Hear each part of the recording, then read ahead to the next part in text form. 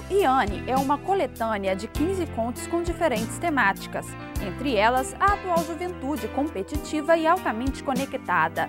Formado em língua portuguesa, o autor Ian Siqueira também é um dos fundadores de um coletivo literário irreverente, a Confraria dos Bardos.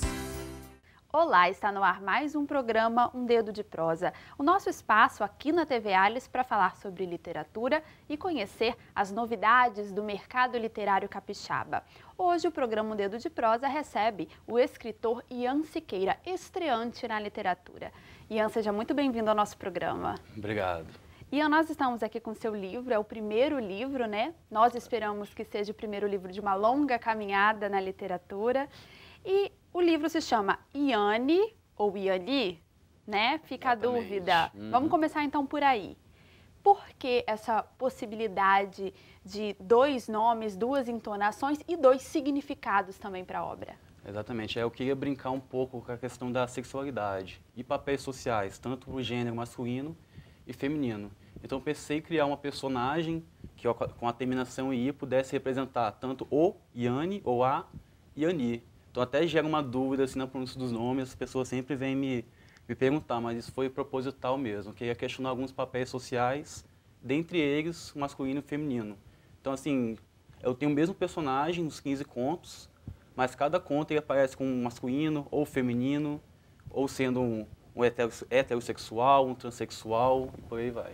O livro é uma coletânea, né, de 15 contos. Quais são os temas que perpassam essas histórias?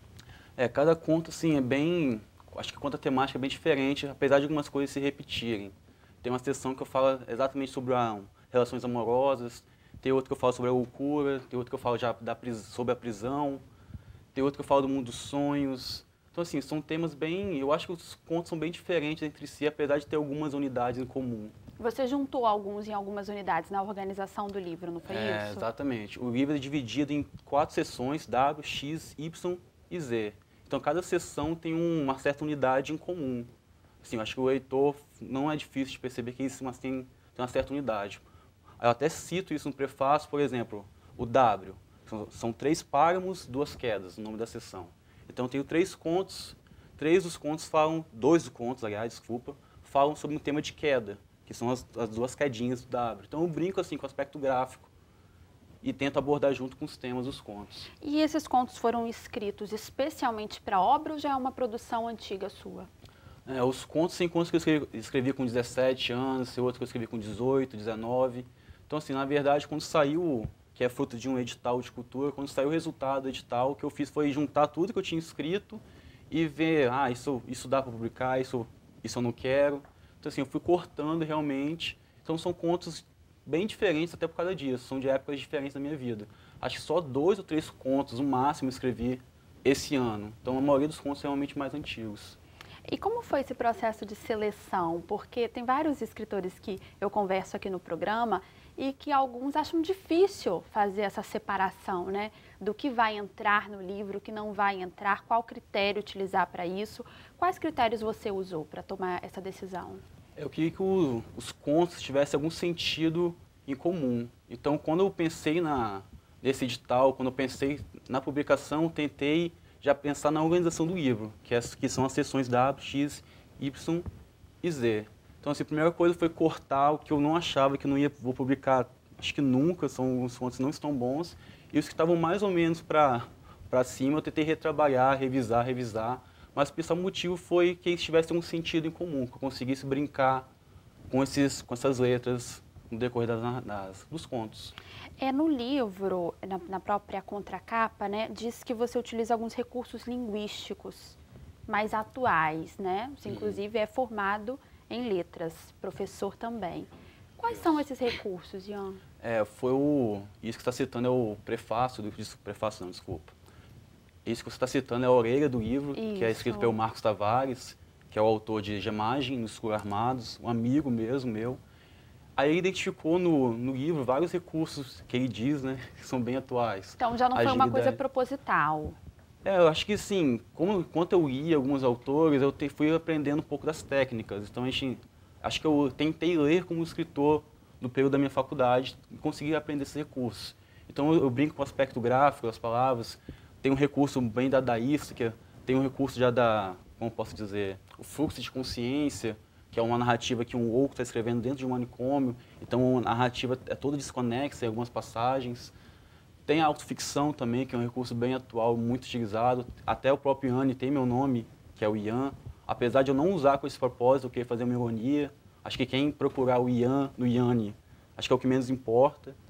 Então, aí foi identificando esses recursos que eu não tinha muito consciência que eu estava utilizando. Mas acho que os contos são diferentes também por causa disso. Cada recurso, cada conto, já me formaram isso, é bem diferente quanto à estrutura. Então, gera até um pouco de confusão, a pessoa tem que ler com uma certa atenção mesmo. E você utilizou algumas mudanças de formato também, né? Inspirado um pouco no mundo virtual. Exatamente. Tem a seção do livro que é Y, a incógnita do amor.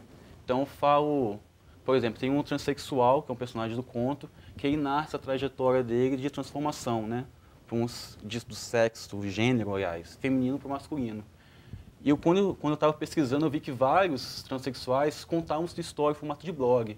Então, assim, achei esse recurso assim, sensacional e fiz um conto, que é uma narrativa em blog, em formato de blog, que cada dia vai contando a transformação, surgindo a barba, os pelos, se ele vai fazer ou não a cirurgia de troca de sexo, até os clichês narrativos do tipo a descoberta da infância, que ela não gostava de usar roupinhas femininas, sempre gostava de brincar com os meninos, a escola, a dificuldade, os critérios do tipo ser chamada de mulher macha, as brincadeiras, os preconceitos. E tem outro conto, por exemplo, que eu brinco com o formato de e-mail, que é uma menina que se apaixona pela amiga e está escrevendo um e-mail para a colega. Então tem todos esses erros, esses desvios, esses não com N-A-U-M, essa linguagem na internet. Eu acho que a internet é bem presente, não poderia deixar de ser, né? E a juventude também está muito presente no livro. Sim, sim.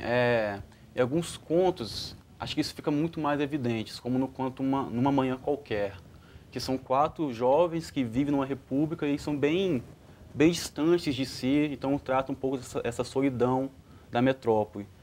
E é uma tentativa que eu realmente tentei puxar para os contos, tanto que a primeira página do livro são 6 pontos, é o Y em braille. E o Y, assim, tem uma simbologia muito grande, que é também a geração Y, que são esses jovens que nasceram da década de 70 até meados da década de 90, da qual eu também faço parte. Então, para mim, foi bem fácil escrever sobre esses jovens, era um desejo meu tentar retratar essa juventude, esse advento da internet, essa ruptura da família tradicional, centrado no homem, na mulher, na criança, tudo juntinho e bonitinho. Então, também é uma tentativa de retratar essa geração. Há uma tentativa de crítica de algum aspecto dessa geração também? Também. Acho que, assim, tem um conto que eu falo que a internet aproxima quem está longe e distancia quem está perto.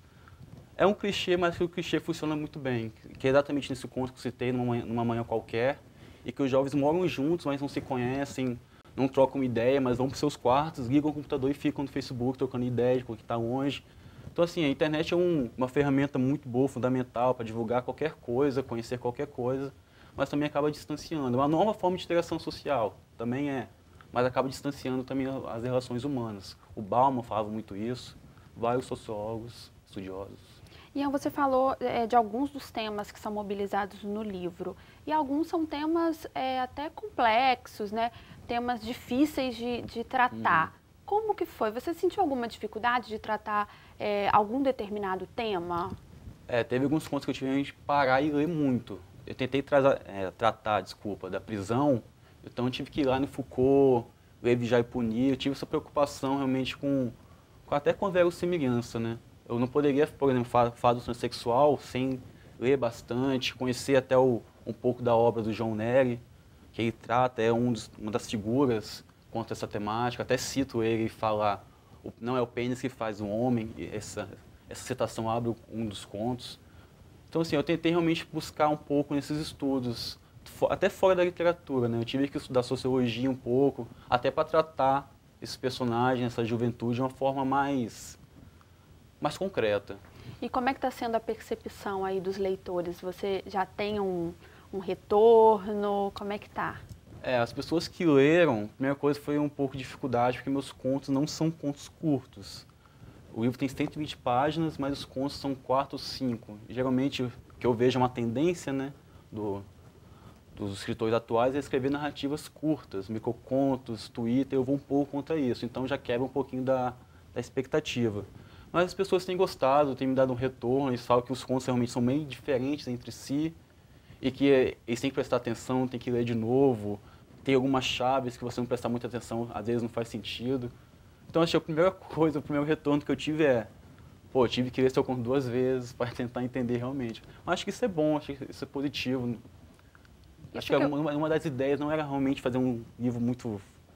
Não é que ele não seja acessível, mas não ser uma leitura muito fácil. A pessoa tem que parar. Eu queria um livro realmente que a pessoa tivesse que parar e se concentrar, tentar se desligar da internet, da televisão e se concentrar realmente naquilo ali. E gerar uma reflexão também sobre os temas. Exatamente. Como os temas são bem diversos, acho que isso é fundamental. Acho que escrever realmente, o cara tem que questionar algumas coisas. Acho que se eu não questionasse tanto, seja Deus, já que eu falo de ateísmo, seja valores sociais, papéis sociais, acho que não ia publicar. Agora, Ian, só para o pessoal de casa entender, eu gosto muito que os escritores falem isso, até mesmo para dar o exemplo, como é que foi o passo de transformar o livro em contos escritos que foram reunidos e propriamente em uma publicação? Como é que foi esse processo? O processo... de publicação do livro, você utilizou algum auxílio financeiro, foi uma publicação própria, como é que foi isso? Então, Onde você buscou ajuda para conseguir colocar esses textos em formato de livro? Sim, perfeito. Eu participei de um edital da Rede Cultura Jovem, que hoje está extinto, né? Infelizmente não existe, que é o edital da Bolsa Cultura Jovem. Nesse edital você pode fazer vários projetos individuais, e eu propus escrever o livro. E o legal da Rede Cultura Jovem é que a gente tinha um orientador, que no meu caso foi o Marcos Tavares. Então, assim, eu tive uma revisão, eu tive uma orientação, de sentar, conversar, isso não está bom, isso você pode melhorar, isso aqui está muito confuso. E cortar. O Marcos Tavares é um escritor, assim, eu gosto muito da escrita dele, ele é muito obsessivo, digamos assim. Então, assim, a primeira coisa foi buscar esse edital de cultura da Rede Cultura Jovem e ganhar o recurso para poder publicar o livro pela editora Pedregulho. E a partir do momento que eu tinha esse dinheiro, eu consegui publicar. Mas a primeira realmente foi por meio do edital de cultura mesmo, que hoje está extinto. É do governo do estado? Exatamente, da Secult. Muitos escritores também que vêm aqui conseguem publicar por meio de lei de incentivo municipal também, né? Que existe essas iniciativas. Eu gosto de dizer isso, porque muitas vezes o pessoal de casa pode ter essa vontade de publicar, né? Uma ideia e não sabe quais caminhos buscar. Né? Então, assim, existem caminhos de financiamento mesmo de projetos culturais. Sim, ainda bem que existem, né? Acho que eu não publicaria se não tivesse esse incentivo. E, na verdade, é mais fácil do que a gente pensa. A gente pensa que é muito complicado, porque tem toda a parte burocrática, de papelada. Mas quando você está manuseando ali, você consegue, sabe? É perguntando mesmo. Eu enchi o saco de uma galera, assim, isso está certo, isso está certo. Até porque a gente tem que escrever um projeto, tem que explicar realmente o que a gente vai fazer com o dinheiro. Tem que realmente convencer, né? E é dinheiro público. E é dinheiro público, tem que prestar conta, tem que retornar orçamento, nota fiscal. Mas assim, acho que quando você começa a fazer, é difícil você começar, que você fica, vai dar muito trabalho, mas quando você começa a fazer, você vê que está dando certo, você vai embora. Mas tem muitas leis de incentivo no Espírito Santo, ainda bem. É um caminho válido, então, né? É um caminho válido e mais fácil do que a gente pensa. Ian, eu vou encerrar o primeiro bloco, mas a gente tem muito papo ainda. Temos que falar ainda de um projeto seu cultural que está levando aí música, poesia, uma mistura de manifestações, tá bom? Bom, o programa Dedo de Prosa vai fazer um breve intervalo, mas já volta, não saia daí.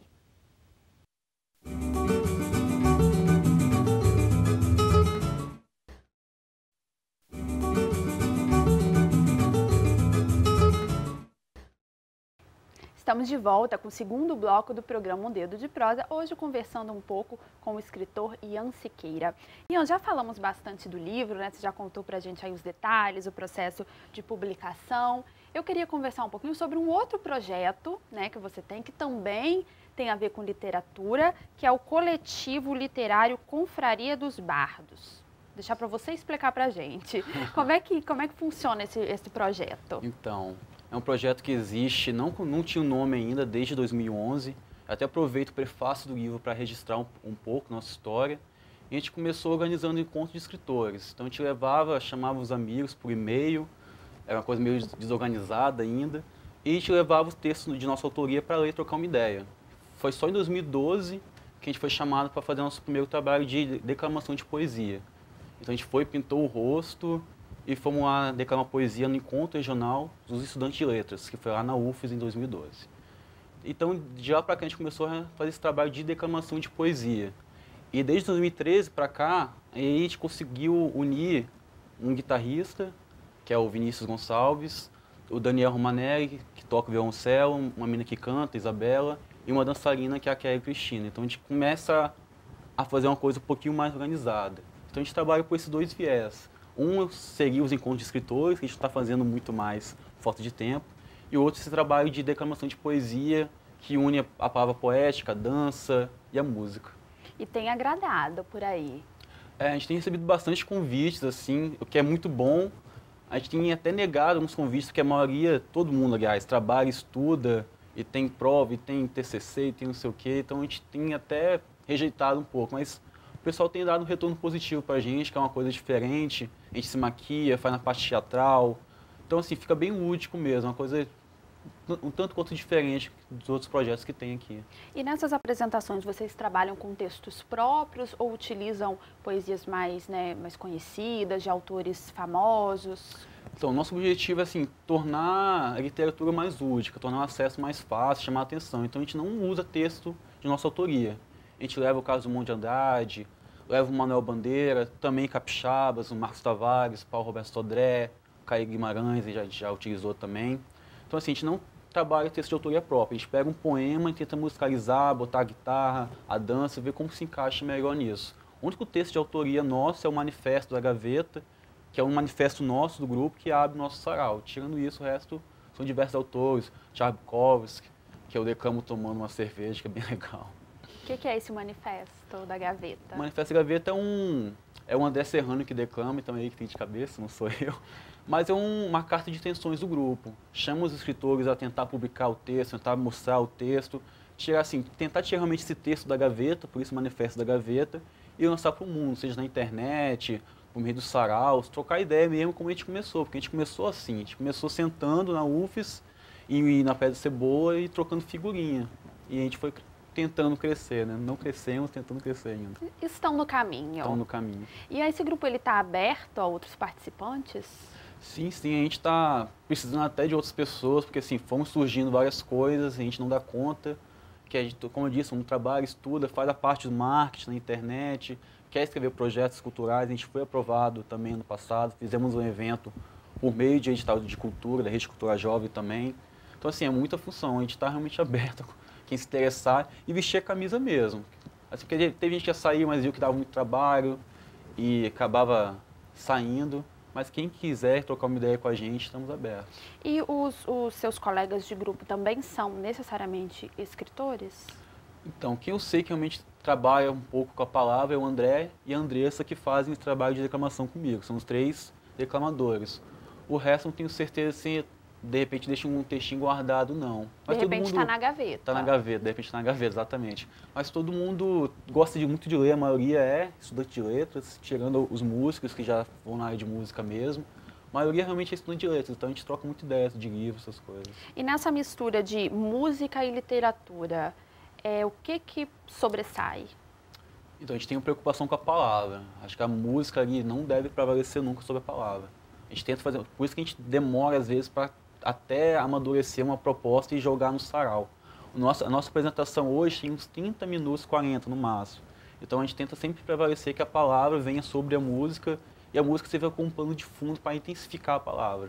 A nossa ideia é essa. Então a prioridade é a palavra. É tanto que a gente se maqueia, faz trabalho de performance, para dar uma unidade ao grupo. É legal que às vezes as pessoas, eu estou no meio de evento, você conhece a confraria? Eu falei, conheço, tá? A gente troca ideia, a pessoa às vezes nem me reconhece por causa da máscara, isso é muito legal. E por que vocês usam esse tipo de adereço assim nas performances? Primeiro para dar uma unidade ao grupo, né? Tentar tirar o Ian, o Daniel, tentar desaparecer tentar que o grupo realmente prevaleça. E também porque nossa declamação, nossa performance, a gente faz performance, então fica mais forte. Então quando a gente faz uma cara de raiva, uma cara de felicidade, uma cara de tristeza, a gente tenta delinear na maquiagem ou poucas expressões faciais. Então, isso torna um pouquinho mais forte, mais visível. E cause mais talvez teatral, mais um efeito impacto estético, também, exatamente. né? As pessoas não concordam muito, pensam que a gente se maquiar, a palavra fica em segundo plano, mas que tudo isso vem a somar na palavra. Acho que o poema fica muito mais forte, muito mais intenso. E as pessoas veem a declamação, depois vão buscar na internet o autor, a poesia. Teve um trabalho em Muqui que a gente fez, se apresentou em Muqui, que eu terminei de declamar a poesia e a menina não escutou os 2 últimos versos do Poeminha Reta, do Fernando Pessoa. Então, eu terminei de declamar, a menina veio, eu não escutei o que você falou, como que termina. Sim, isso é muito legal, muito legal. E a atuação desse grupo proporcionou conhecer outros autores aqui do estado? Sim, de lá pra cá, desde 2012, eu conheci muita gente legal. Não vou nem citar o nome de um, senão para não esquecer outro. Mas assim, pessoas que se tornaram amigas mesmo, todo evento que a gente vai, a gente troca uma ideia. Eu conheci muitos escritores, isso também me permitiu ver várias carências do estado quanto ao mercado literário, tanto que eu fiz um apanhado de todos esses discursos e fiz um conto. O último conto do livro é o Retrato do Escritor Capixaba quando jovem, que eu brinco um pouco com esse mercado literário, essas carências, faltas. Eu vou aproveitar para perguntar, como é que é a sua visão com relação a esse retrato do mercado literário aqui do estado? Eu acho que a gente tem muito direito à publicação, isso a gente não pode negar. Temos muita lei de incentivo, eu sou uma prova disso, publiquei através de uma delas. Só que o que carece, como todo mundo, não é novidade falar isso, divulgação, não adianta você só publicar e deixar o livro guardado. E também acho que a própria formação. A gente tem muita oportunidade, mas ainda carece no estado de formação de escritores, oficinas literárias bem elaboradas. Então, infelizmente, a gente tem muita coisa boa publicada e também tem muita coisa ainda que carece de uma formação mais específica. E também divulgação. Como eu disse, não adianta só publicar. Mas hoje eu acho que a gente está tentando fazer isso. Está no caminho. Teve a feira literária há pouco tempo, a gente da Confraria tenta organizar evento. Então os eventos vão surgindo. A gente tem que tentar tornar a literatura menos acadêmica. Eu acho que isso eu acredito. Tentar chegar num público maior. Não adianta só fazer palestra, comunicação, senão fica acadêmico falando para acadêmico. Tem que botar música, vender um livro aqui, botar um sarau, tornar as coisas mais de fácil acesso mesmo. Agora mudando um pouquinho de assunto, você é formado em letras e também deu aula, né? Atua como professor para jovens, né? Isso para adolescentes. Faixa etária, adolescente. Então eu vou aproveitar também para trazer essa visão sua. Você acha que os jovens de hoje estão lendo menos? Eu não acho que eles não estão lendo menos, não. Acho que eles estão lendo bastante. Eu vejo em sala de aula, mas eles não estão lendo o que a gente quer que eles leiam, o que a escola propôs. Mas se você vê, eles estão lendo sobre vampiros, estão lendo muita literatura estrangeira, principalmente. Eu vejo eles lendo pouco brasileiros. Isso é uma coisa, né, meio problemática, mas isso não é ruim. Não é ruim, não acho ruim. Acho que também é uma forma de leitura. Acho que cada faixa etária tem uma média aí. Eu acho que isso eles podem chegar a ler outras obras, grandes obras, né? Acho que a gente pensa muito sempre que o aluno tem que ler Machado de Assis. Não que o Machado de Assis não seja bom, ele é bom, mas a linguagem pode dificultar um pouco. Isso já é o trabalho para o professor fazer esse intercâmbio. Mas acho que os jovens têm ido muito, até pela internet, por tudo. Pode não ler o que a gente quer, mas também é uma forma de leitura. A gente não pode, ter esse preconceito de falar que isso é porcaria, você tem que ler uma coisa, né, grande obras, cânones, por aí vai. E a internet, no final das contas, vem para ajudar ou não? Acho que a internet é uma faca realmente de 2 gumes, assim. Você pode achar muita coisa legal, mas muita porcaria também. Acho que também vem um trabalho da família, não só da escola, da família, da comunidade, fazendo essa diferenciação para o público, principalmente adolescente, né, que está tão ligado a isso. E o papel da escola, Ian, como é que fica nisso tudo, assim? De incentivar a leitura e desmistificar algumas obras clássicas, para que isso também seja acessível à juventude? Assim, acho que a escola é o primeiro contato institucional com a leitura. Isso perpassa... porque a gente tende sempre a problematizar o professor ou o aluno na escola. Acho que quanto à leitura, o processo tem que ser visto como um todo. A gente não pode separar, botar um problema em cada um. É o processo. É a família, porque se o jovem não chega em casa e o pai não lê jornal, ou a mãe não tem esse costume de ler, é difícil começar a ler também. É a escola, porque só quer que o aluno leia grandes obras literárias. Tem vários contemporâneos aí com uma linguagem muito acessível, que pode proporcionar vários debates. Então, assim, a gente tem que mudar. A escola brasileira está atrasada há anos, nosso sistema educacional. Então, assim, a gente não vai mudar as coisas no estar de dedos. Mas acho que é o processo, todo processo tem um problema. Tem um problema no aluno, a gente tem um problema de formação de professores, que não adianta a gente querer que o aluno leia se o professor realmente não lê, não tem formação.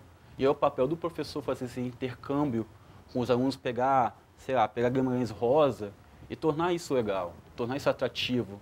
O Rubens Alves, ele falava, o professor tem que ler para o aluno, né? Esse trabalho é complexo, é complexo. E um trabalho de esforço conjunto, né? Demanda tempo, mas acho que a gente pode localizar o problema num desses componentes só não. Acho que os componentes tem que haver essa interação da escola, família, aluno, professor.